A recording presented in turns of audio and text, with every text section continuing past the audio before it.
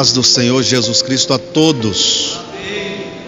Quem trouxe a Bíblia Sagrada, por favor, abra comigo no primeiro livro do profeta, juiz e sacerdote Samuel, capítulo 1, versículos 18 e 19. 1 Samuel, capítulo 1, versículos 18 e 19.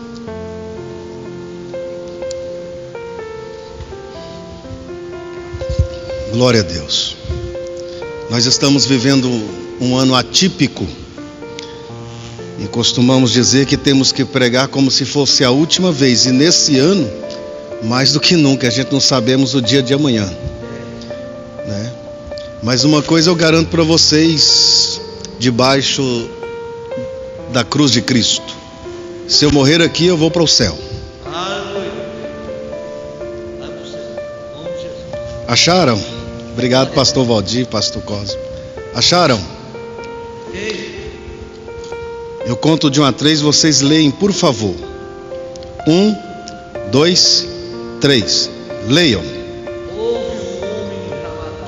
Versículos 18 e 19.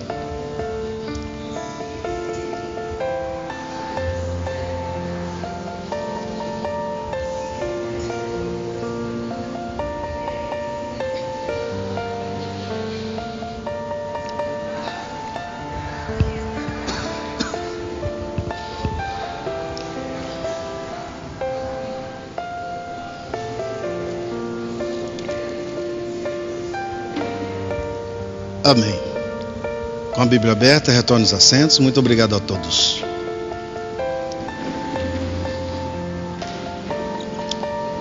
Família debaixo da graça. Graça é favor imerecido. Aquilo que nós não merecemos, recebemos pela graça.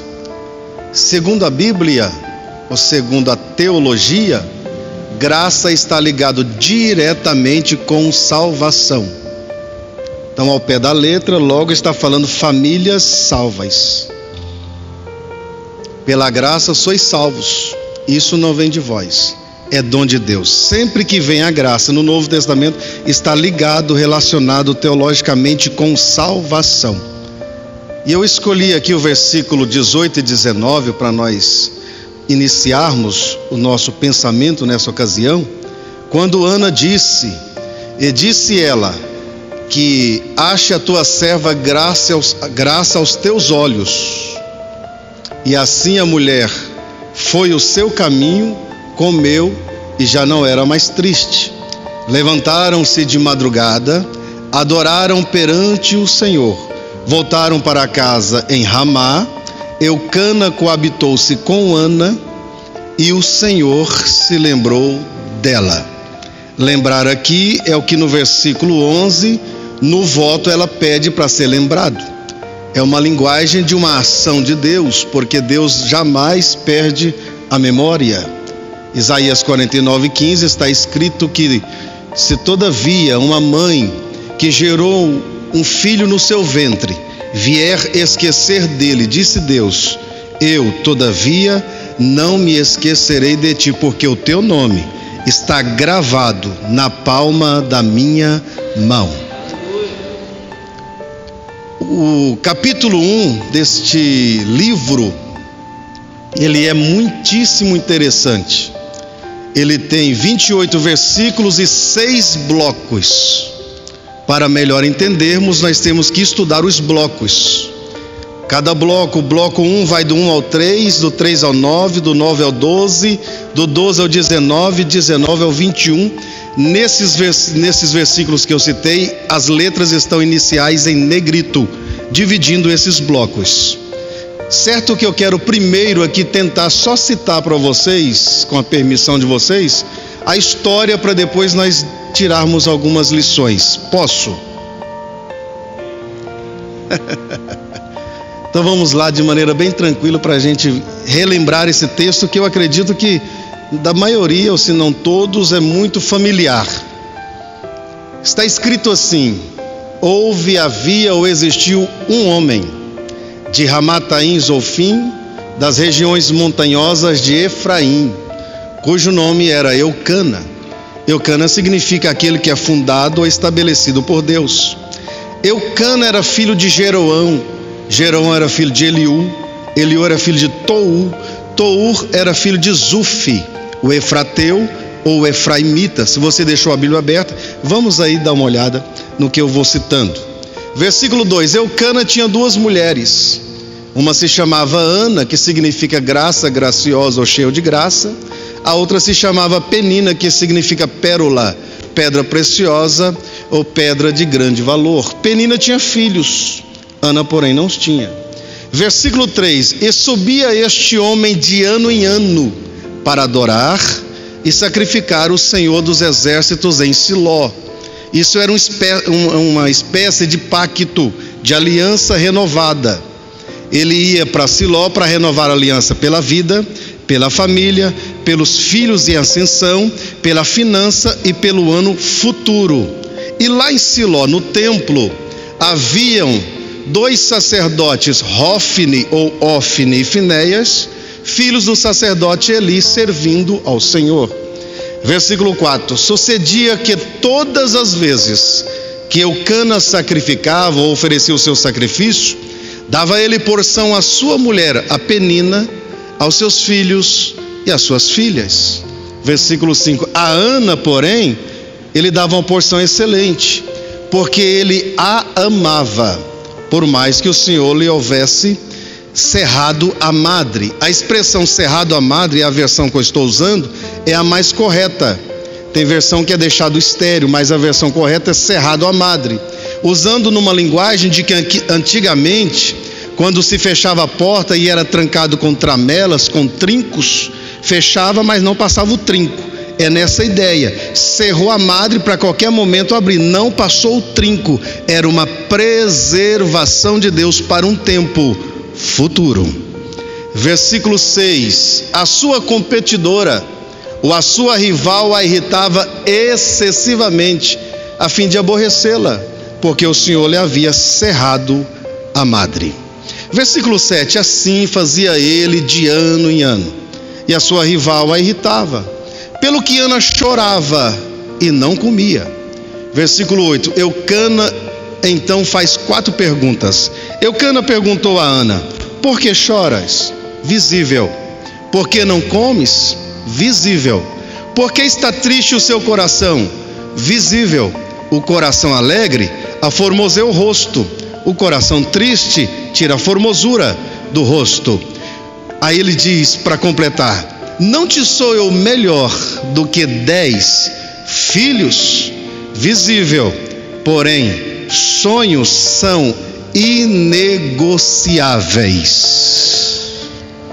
Versículo 9: Então levantou Ana depois de haverem comido e bebido em Siló. E Eli, o sacerdote, estava sentado numa cadeira junto ao pilar, ao alpendre da entrada do templo. Versículo 10: E Ana, com amargura de alma, orou ao Senhor e chorou abundantemente. Eu gosto das expressões bíblicas, porque diz que ela estava com amargura de alma, não com angústia. Angústia é redução de tempo e espaço. Não está escrito que ela estava com tristeza. Tristeza é desequilíbrio mental e emocional. Ela estava amargurada. E ela com amargura de alma, porém sonhando, idealizando, porém equilibradíssima emocionalmente, só com amargura de alma. É tanto que ela está tão equilibrada que no versículo 11 ela fez um voto ao Senhor dizendo: Senhor dos exércitos, se benignamente atentares para a aflição da tua serva, e de mim te lembrares, e de mim não te esqueceres, mas me deres um filho, um varão, ao Senhor darei por todos os dias da sua vida, e sobre a sua cabeça não passará navalha. Números capítulo 6, versículo 5. O voto do nazireato era um período, mas ela faz um voto perpétuo. Tem início, mas não tem fim. É o mesmo voto que Manoá, pai de Sansão, fez. Ela está dizendo: o meu filho será totalmente seu. E o voto do nazireato tem dois pilares: não tocar em defunto e nem beber bebida que tira o equilíbrio, bebida forte. Ela disse: enquanto meu filho viver, será do Senhor. Versículo 12: e perseverando ela em orar, o sacerdote observou a sua boca. Versículo 13: porque Ana falava no coração, movia os lábios, mas não ouvia a sua voz. E o sacerdote a teve por embriagada. E ele disse: até quando estarás embriagada? Aparta de ti o teu vinho. Ela disse: não, meu senhor, não tem a tua serva. Não, meu senhor, a tua serva está atribulada de espírito, e eu não bebi nem vinho sem álcool, e nem bebida forte. E ao invés de beber, eu estou derramando a minha alma perante o Senhor. Não tenhas, pois, a tua filha como filha de Belial, porque da multidão dos meus desgostos e dos meus cuidados tenho falado até agora. E o sacerdote disse: vá em paz, e o Deus de Israel, o Deus de milagres, o Deus que abriu o mar vermelho, o Deus que proveu no deserto, o Deus que enviou cordonizes, o Deus que fez parar o sol e a lua, o Deus de milagres, conceda a tua petição, o que te pedistes. Aí entra o versículo que nós lemos. Ela disse: que eu ache graça aos teus olhos. Assim a mulher foi o seu caminho. Que caminho? O mesmo que veio, no mesmo caminho, com as mesmas pessoas, mesmo sacerdote, mesmos Hofni e Finéias, filhos, mesmo esposo, mesma Penina, mesmos filhos, mesma convivência, mesmo caminho, mas ela não era mais a mesma. É possível estar no mesmo lugar, servindo ao Senhor, com as mesmas pessoas, com o mesmo pastor, com os mesmos que estão servindo a Cristo, e já não mais ser o mesmo, porque o que Deus quer trabalhar, mais do que por fora, é por dentro de cada um de nós. Levantaram de madrugada, só agora que Eucana mostra junto dela. Levantaram de madrugada e foram perante a arca, adoraram ao Senhor e foram para casa em Ramá. E Eucana coabitou-se com Ana, e Deus se lembrou dela. Só para nós sintonizarmos no texto que vamos aqui tirar algumas poucas lições. O texto começa falando de família. Havia um homem. Depois vai falar de Jeroão, Eliú, Tou e Zufi.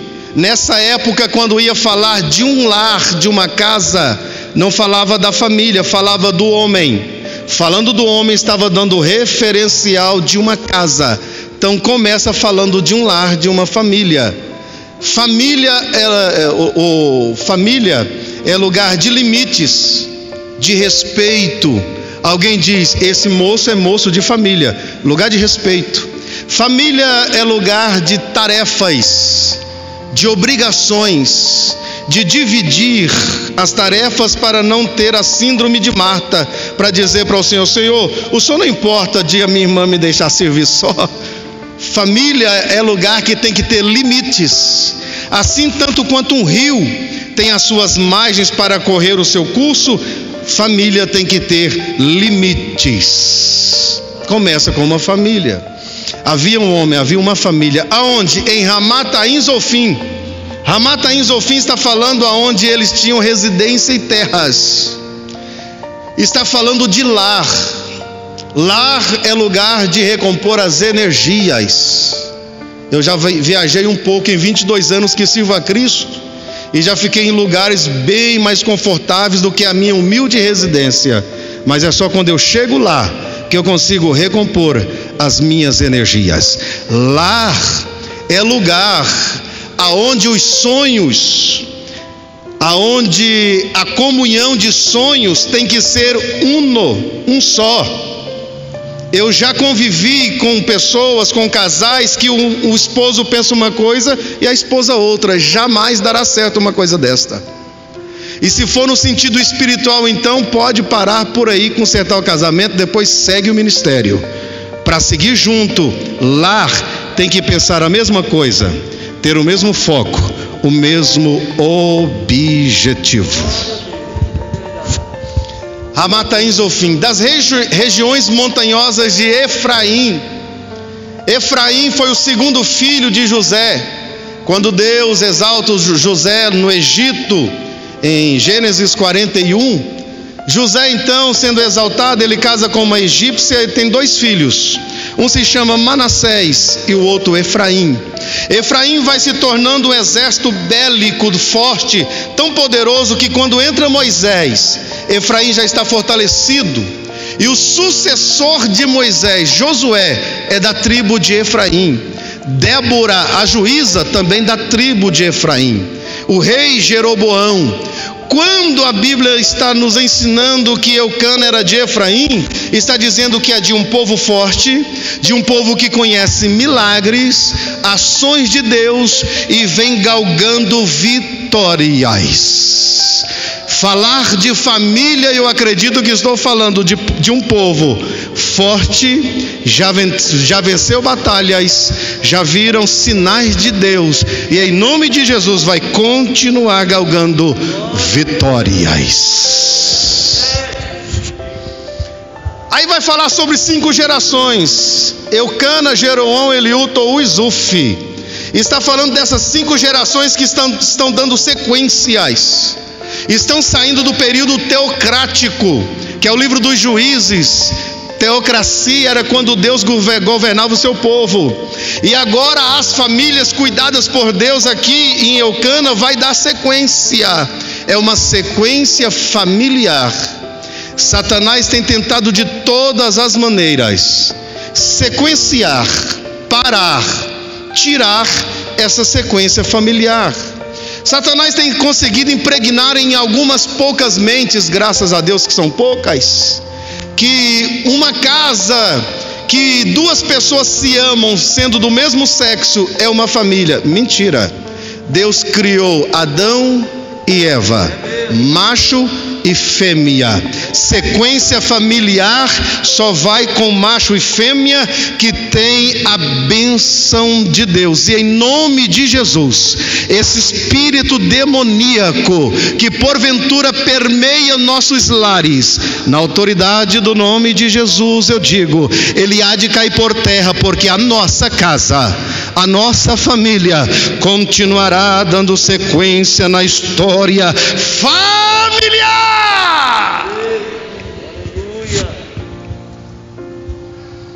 Eucana tinha 2 mulheres. Quando fala que ele tinha 2 mulheres, uma tinha filhos e a outra não, eu quero apenas pegar o ponto de que ele levava 2 mulheres, e os seus filhos, que supostamente os estudiosos dizem que era 10, quando ele diz, não te sou eu melhor do que 10 filhos, no versículo 8, pegaram então, se fosse 10, suponhamos que fosse 10 filhos, 2 mulheres, ele usa autoridade e conduz elas todos os anos até o templo, e não era fácil, não era mordomia semelhante aos dias de hoje. Era cerca de 50 a 60 quilômetros entre ida e vinda. E ele não deixou nenhum deles dar uma desculpa para não ir para o templo. Ele usou a autoridade e conduziu a sua casa, a sua família anualmente até a presença de Deus. Nós temos esta responsabilidade de conduzir a nossa casa até os pés do Senhor. a minha e a sua casa é responsabilidade nossa mesmo. Eu estou aqui hoje porque 3 anos, todas as quartas-feiras, a dona Maura, minha mãe, fazia cultos de ações de graça dizendo: Deus, liberta o meu filho, liberta o meu filho. Pela minha rispidez eu nunca apareci em nenhum daqueles cultos, mas fez efeito. Hoje eu estou aqui para a glória do Senhor.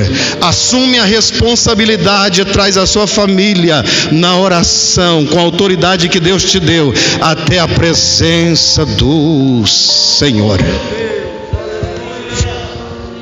Eucana, ele tinha a visão correta da sua esposa.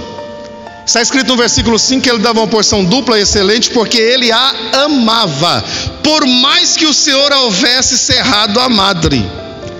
Ele sabia que a madre estava cerrada, não sabia o que iria acontecer, mas ele a amava. É dever de todo homem, biblicamente, amar a esposa, assim como Cristo amou a igreja. Quem ama a esposa não é o que ela faz, é o que ela é. Ele não olhou para o ventre, ele olhou para ela. A minha esposa tem que ser mais do que uma cozinheira, tem que ser mais do que uma passadeira, uma dona de casa. Eu tenho que olhar ela como a minha perpétua namorada, e todos os dias viver encantado por ela, porque sendo assim, os laços de Satanás não terão vez na minha e nem na sua história. Eu venho só te alertar, cônjuges, ame uns aos outros em nome de Jesus. Eucana, existem muitos exemplos. Do versículo 1 ao 8, 7 vezes fala só dele. Apesar que muitos pensam que aqui fala sobre Ana, o título, olha aí, fala sobre Eucana e suas 2 mulheres. Um dia eu falei numa reunião de obreiros sobre este assunto aqui. Quando eu li, eu vi os olhos arregalados pensando: esse homem vai falar o quê? Eu falei só sobre as qualidades de Eucana. Mas vamos aqui, para ganhar tempo, lembrar um pouco de Penina. Quem foi Penina? Penina foi uma mulher privilegiadíssima. Por quê? Primeiro, era uma mulher do ventre fértil. Quem olhava para ela dizia: essa é uma mulher abençoada. Naquela época, sim. Ela era uma mulher que tinha filhos e filhas. Ela era completa. Ela tinha um esposo, e diga-se de passagem, um esposo muito dedicado-se a Deus. Ela tinha um Deus, o Deus verdadeiro, o Deus de Israel. Ela tinha, no mínimo, Penina, uma viagem anual com a sua família para o templo, para Siló. Seria o mesmo que todos nós fizéssemos no mínimo 1 ano para Jerusalém com a nossa família. Era isso. Penina, ela tinha convivência com os irmãos no templo, e quando ela chegava lá, todos os anos, ela tinha um testemunho para contar. Penina vinha mais ou menos assim. Ela vinha com o filho aqui, um aqui e o outro aqui. Quando chegava lá, tinha testemunhos para contar no templo. Todos os anos. Ela tinha um sacerdote, um intercessor espiritual para interceder por ela. Ela foi uma mulher de muitos privilégios, mas entre tantos os privilégios, ela deixou tantos maus exemplos. Vamos ver um pouco dos maus exemplos de Penina comigo. Primeiro, ela era uma mulher que, mesmo com tantos privilégios, não tinha a visão correta de Deus. Por quê? Porque ela era má. Pessoas má são pessoas que ainda não enxergou quem é Deus. Porque quem conhece Deus, por mais mal que seja, passa a ser bom. Glória ao nome do Senhor Jesus. Penina era uma mulher que não tinha caráter. Genética é moldada, caráter é mudado. Eu puxei muito a minha mãe. Eu posso melhorar em algumas coisas olhando para ela. Agora, o caráter tem que ser mudado, a genética melhorada. Ela não tinha caráter.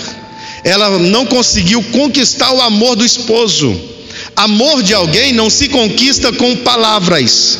Amor de alguém se conquista com caráter. com o estilo de vida que se conquista o amor de alguém. Ela não tinha caráter. Outra coisa que ela não tinha projeto de Deus, nem para ela, e nem para os seus filhos, e nem para as suas filhas. Os seus filhos, por exemplo, eles não foram frutos de oração, como foi Samuel. Os seus filhos e filhas, por exemplo, não tiveram o privilégio de ter uma vestimenta que foi a vestimenta que Ana teceu para Samuel. Não tiveram. Os seus filhos não foram entregues a Deus, como foi Samuel. Seus filhos não tiveram experiência com a voz de Deus, como teve Samuel. Os seus filhos não tiveram exercícios, cargos na casa de Deus, como teve Samuel, porque ela não tinha visão de Deus, de futuro de Deus, nem para ela, nem para os seus filhos e nem para as suas filhas. Outra coisa que nós podemos observar, e para não cometer o mesmo erro de Penina. Penina era um péssimo exemplo espiritual, ou de mulher espiritual, para os seus filhos. Ela aparece no texto provocando, versículo 6, provocando Ana, e isso nos dá a entender que isso ela fazia na frente dos filhos. Quem sabe nessa trajetória de 50 a 60 quilômetros, quando eles vinham para o templo, elas vinham arrastando um filho aqui, no modo de dizer, carregando, né? Pegado na mão, mas como que dizendo, arrastando, e dizendo: tá vendo lá, filha, ou filha, tá vendo aquela árvore seca assim? Aí eu olhava para Ana e dizia: Deus que quis que essa árvore ficasse seca, igual o ventre de alguém que eu estou vendo aí. Quem sabe provocações dessa maneira. Ela não deu exemplos. Dizem que exemplos espirituais valem muito mais do que palavras. Eu sinto muitíssimo gratificado, e digo com muita convicção, não acontece com frequência, mas de vez em quando acontece, da minha esposa assim do nada virar para mim em algum momento em casa e dizer: você é muito crente, glória ao nome do Senhor Jesus. Exemplos espirituais falam mais do que palavras. Oh, aleluia. Glória a Deus. Oh, aleluia.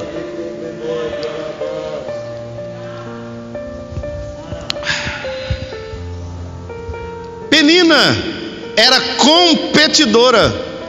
Ela aparece no texto provocando, competindo com Ana. Ela era competidora. Pessoas competidoras são sem paz e insaciáveis. Se porventura permear na sua mente ou na sua alma algum espírito de competição, repreende e trabalhe isto, porque para viver feliz, para viver realizado, é quem vive sem estar competindo, vive leve, alegre na presença de Deus. Penina era uma mulher artificial. Ela provocava Ana porque ela tinha filhos, e Ana não tinha. Ela acreditava mais no ter do que no ser. Ela era artificial. Que jamais nós venhamos pegar esse péssimo exemplo. Sejamos autênticos. O que é por dentro, sejamos também por fora. Não sejamos mascarados e nem artificiais. Penina era uma péssima companhia. Imagina, eu penso que quando Ana com Eucana e os filhos vão saindo de casa, quando Ana olhava para Penina, o ambiente ficava carregado. Ela era uma péssima companhia. Já reparou que existem pessoas que quando convivem conosco, deixa assim um ambiente estranho, pesado, um monte de coisa na nossa cabeça? Tomara que a gente não sejamos jamais esse tipo de gente, esse tipo de companhia pesada, mas que sejamos pessoas leves na presença de Deus. Penina não tinha misericórdia. Por quê? Porque quem não tem misericórdia só vê o lado mal das pessoas. Ela olhava para Ana e só via o ventre fechado, a madre cerrada, porque ela não tinha misericórdia. É a misericórdia que faz a gente olhar e, ao invés de ver os defeitos, ver o lado bom dos seres humanos. Penina era uma mulher invejosa e egoísta. Ela tinha todos os privilégios que eu disse para vocês. A única coisa que ela não tinha era o amor de Eucana. E, ao invés de conquistar, ela preferiu provocar a Ana, invejosa e egoísta. Entre alguns exemplos de Penina, vamos pegar alguns bons exemplos sobre Ana. Ana era uma mulher que, primeiro, ela não foi vencida pela ansiedade. Quando se casava naquela época, está em Deuteronômio capítulo 21, versículo 15, que era uma alternativa da época o homem ter duas mulheres, não era uma lei sancionada por Deus. Quando se casava, esperavam 2 a 3 anos, e na alternativa da época, arrumava-se uma mulher para dar filhos, para dar sequência na história familiar. Eucana foi vencido pela ansiedade. Ana, porém, continuou acreditando que Deus faria um milagre na sua família, na sua casa. Outra coisa que eu aprendo com Ana é que Ana não foi vencida pela competição e nem foi influenciada pela competição que tinha sua rival, Penina. Ana não deixou a competição entrar no seu coração. E essa questão de competição é tão séria que elas começam em casa, aonde, eu vou dizer uma coisa aqui, eu acredito que muita gente vai concordar, quase se não falam, mas geralmente em todo lar que tem mais de um filho, existe um preferido, um predileto. Quando este predileto, esse preferido, vai receber carinho, os outros filhos começam a invejar dele. Os outros filhos que veem esse filho recebendo mais carinho do que eles, começam a competir querendo o carinho que o outro filho está querendo. Quando não, a competição na família é entre as famílias. É um parente dizendo: ah, mas o meu filho não faz isso. O filho da tia é assim.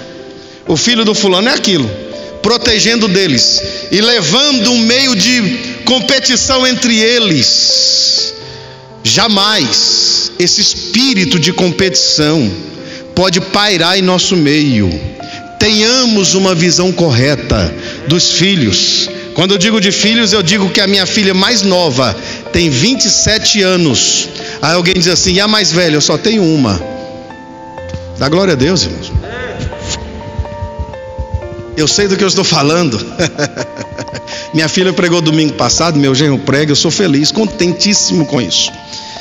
Enfim, na nossa casa não pode haver, na nossa família, competição. Ana não foi vencida por isso. Outra coisa, Ana não se deixou vencer pelo conformismo. Quem sabe quando ela chegava no templo, alguém dizia para ela assim: Ana, e aí, desistiu de ter filho? Desiste. Quem sabe Hofni e Finéias. Hofni é pugilista, o significado do nome. Finéias é boca de aço. Falava o que ele queria, vinha na telha, como diz um bom goiano, que eu também sou. Quem sabe eles diziam: Ana, desiste disso. Passava-se um ano, outro ano, e aí, Ana? O que aconteceu? Os anos foram se passando. Dizem os estudiosos que levou de 13 a 20 anos. E ela continuou acreditando que Deus, mais cedo ou mais tarde, faria um milagre.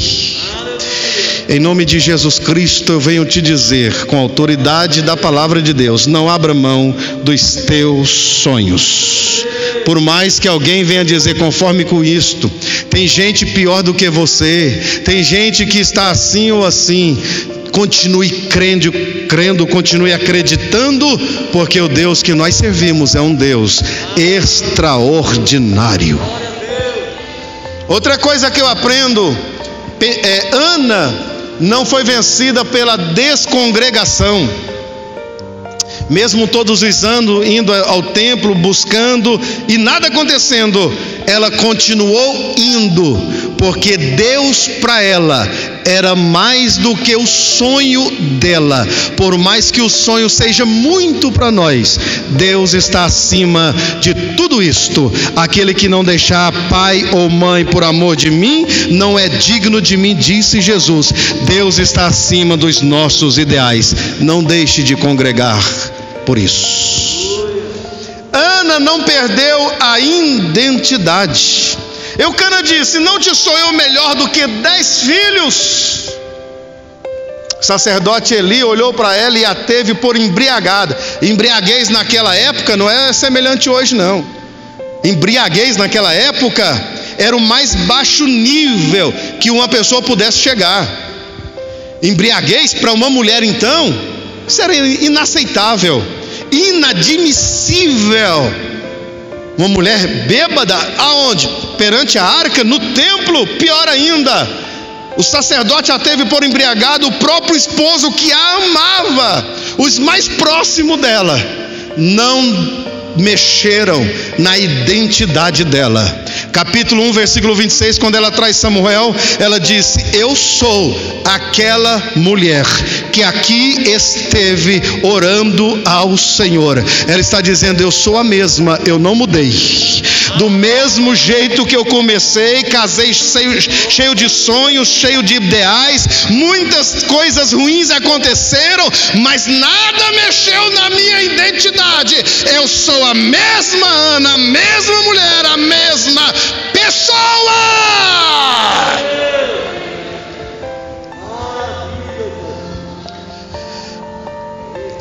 Ela vivia na contramão de todos. Versículo 9. Então Ana se levantou depois de haverem comido e bebido em Siló. Ela não comeu. Versículo 8, Eucana disse: porque choras e por que não comes? Versículo 15, quando o sacerdote a teve por embriagada, ela disse: alto lá, embriagada não, quer saber de uma? Eu não bebi suco, nem suco eu bebi, e nem bebida forte. Sabe o que os estudiosos dizem? Ela estava lá, não era no templo a refeição, era fora do templo, era no refeitório. Ela estava lá no refeitório, em silêncio, calada e em jejum, segundo os estudiosos, servindo. Todos estão comendo e ela não, mas o semblante dela era de como estivesse bem, não estava dando uma de vítima. Todos estão banqueteando e ela está lá. Enquanto todos estão banqueteando, ela dentro de si, imagino eu, ela pensando assim: daqui um pouco, quando todos terminarem de servir, quando todos terminarem de fazer a refeição, eu vou sair daqui de fininho e vou para o templo, porque essa refeição era das 17 às 18 horas, era a última refeição do dia. Quando todos terminarem, eles vão querer repousar. Hófni e Finéias não vão mais para o templo, o sacerdote ali também não vai. Quando eles terminarem a refeição, terminarem o banquete, eu vou estar sozinha, no meu particular. Eu vou me apresentar diante da arca. Eu estou me reservando para estar somente com o Senhor, o Deus de Israel. Oh, glória ao nome do Senhor Jesus. Ela está na contramão de todos. Enquanto todos estão banqueteando, ela está pagando o preço, ela está consagrando em prol dos seus ideais, dos seus sonhos. Oh, glória ao nome do Senhor Jesus. Eu venho aqui com muita autoridade e convicção dizer a todos nós: se você quer que os seus sonhos sejam realizados, esqueça um pouco os banquetes, esqueça um pouco as mordomias, tenha o seu reservado, tenha o seu particular. A arca te espera, Deus está no quarto te aguardando, Deus sente saudade da sua voz, Deus aguarda a sua lágrima, Deus está esperando você derramar a alma perante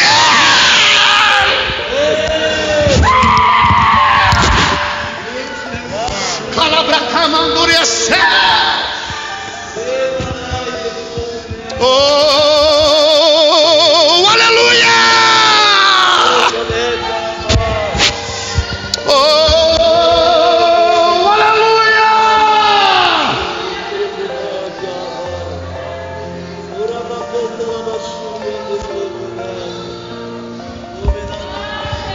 Gehefot nagot nehesidok nehebogo hovoshaiget nei. Ayugud nehesi kendugonde kohos degehe halabrando gesia. Família debaixo da graça é alguém agindo desse jeito. Tem segredo não.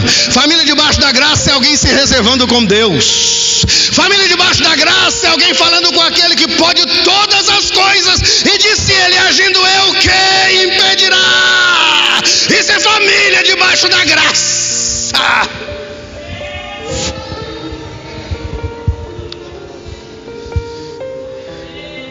Lá vai Ana, e ela fez um voto. Não sei se eu vou conseguir terminar, falta 15 minutos. Ela fez um voto. Vamos adiantar aqui para não ficar nada para depois. Eu estou devendo aqui Lucas 10, não é? Pois eu venho concluir aquela mensagem. Lá vai Ana, versículo 10. E Ana com amargura de alma, mas equilibrada. Amargura de alma, mas consciente. Amargura de alma, mas sabendo dos sonhos. Amargura de alma, lá vai ela.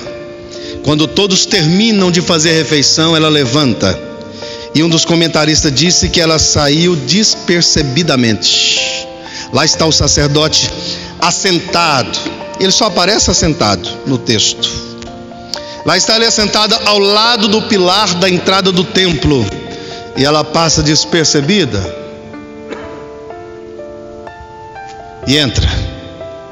E quando ela chega diante da arca, que representa a presença de Deus na essência máxima nesses tempos, chega diante da arca, ela faz um voto. E o voto dela começa assim: Senhor dos exércitos. Significa Senhor de miríades. Senhor dos exércitos aparece primeiro no versículo 3 na Bíblia. E aqui ela vai fazer um voto a ele: Senhor dos exércitos, Senhor de miríades e miríades de anjos. Senhor dos exércitos, Senhor que cria filhos e forma exércitos, como criou e formou o exército de Efraim, que meu esposo faz parte, a nossa família e eu também. Senhor dos exércitos, Senhor que gera filhos. Ela está dizendo: Senhor que não carece, não precisa da minha adoração, porque existem exércitos e exércitos de anjos lhe adorando.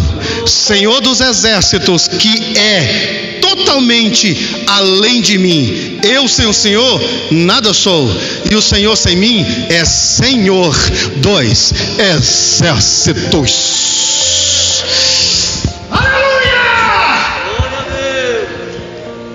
Aí ela diz: Senhor dos exércitos, se benignamente. Aí não, Ana. Aí não, Ana. O que você está falando? Se benignamente. Você está dizendo que Deus é o que, Ana? Ele é benigno. Não, Ana. Ele nunca te deu um filho, mas ele é benigno. Ele não vê, ele não faz nada. A sua competidora te provoca a ponto de você ficar toda amargurada e perder o apetite, mas ele é benigno. Ana, Deus não faz nada por você, mas ele é, meu Deus, calabrando que me devassia. O que acontece comigo não impede dele continuar sendo benigno. O pastor Valdir, nosso pastor, pegou Covid, mas Deus é benigno. Quem pode exaltar o Deus benigno aí de alguma forma?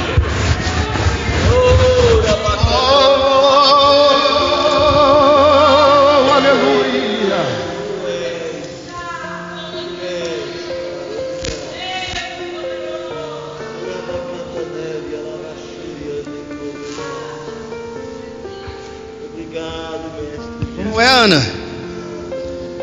Ele é benigno. Senhor que não precisa de mim, nem jamais da minha adoração. O Senhor é benigno. Quer saber de uma? Se benignamente, dentro do seu amor, da sua benignidade, atentares. Atentar aqui é olhar. Está usando duas fontes.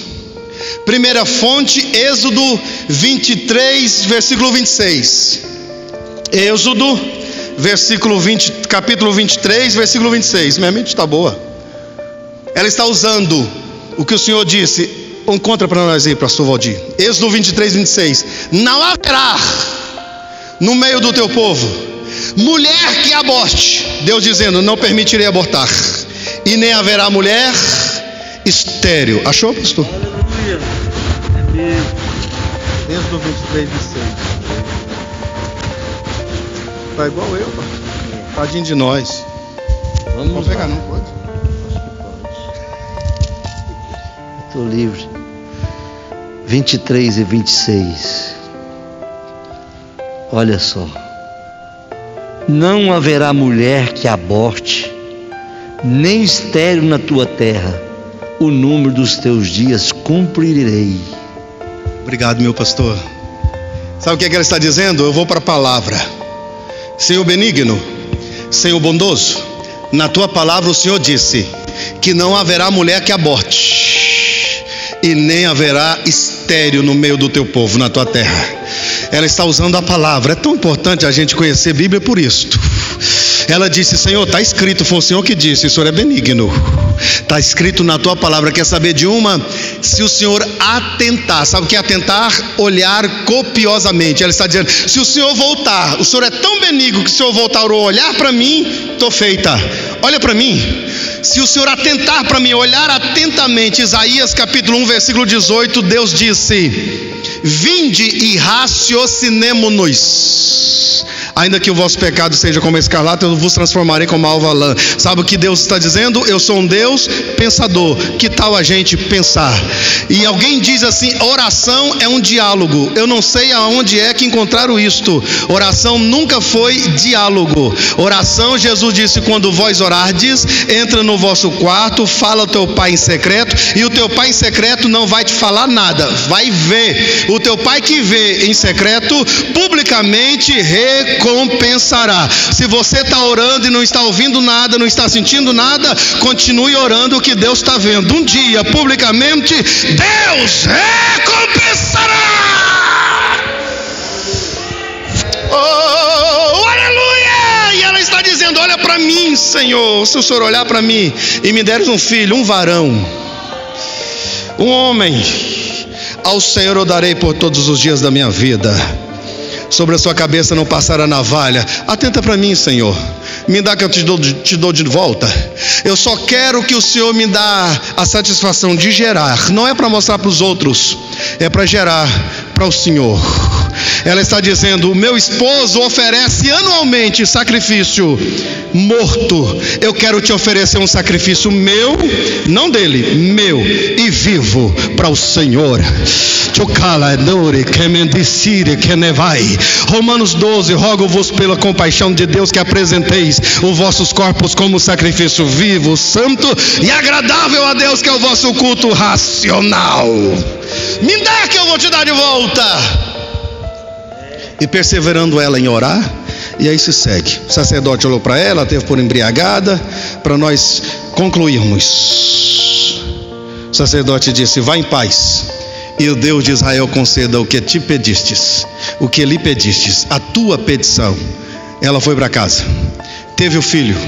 Com 3 anos, lá vem ela até o sacerdote. Eu sou aquela mulher, fiz um voto, e fiz um voto inusitado e estou fazendo uma oferta inusitada. O que é? Estou ofertando ele para Deus. É do Senhor. Aproximadamente 3 anos depois de desmamado. E o que eu aprendo com isso? Eu aprendo que ela ficou tantos anos orando e o ventre estava fechado. Eucana, ele era de uma descendência levítica. E está em 1 Crônicas capítulo 6, versículo 26 e 27. Ele era de uma descendência levítica. Samuel seria um levita na casa de Deus, ofereceria a sua vida a serviço do Senhor a partir dos 25 anos. Só que quando Ana chegou, entregou Samuel, com 3 anos de idade, ela estava dizendo: não é com 25 anos. O tempo que eu fiquei esperando, Deus vai recompensar exatamente agora. Com Deus ninguém perde, irmão. Com Deus ninguém perde. Pode parecer que está demorando, que está atrasado. Com Deus não perde. O que parecia na vida de Ana que era um atraso, Deus recompensou. O filho dela, que era para servir com 25, passou a servir com 3 anos. Já ouvia o que era raro, a voz do Senhor, e a sua casa era uma referência da glória de Deus. Foi juiz, profeta e sacerdote. Capítulo 6, versículo 19: nenhuma de suas palavras caiu por terra, porque a mãe disse: eu quero um filho para o Senhor. E Deus cumpriu a oração da mãe, de sua mãe Ana.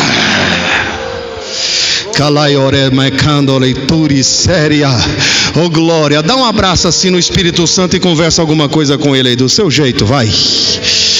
Conversa alguma coisa com o Espírito Santo, que a sua casa, que a sua família esteja e continue debaixo da graça.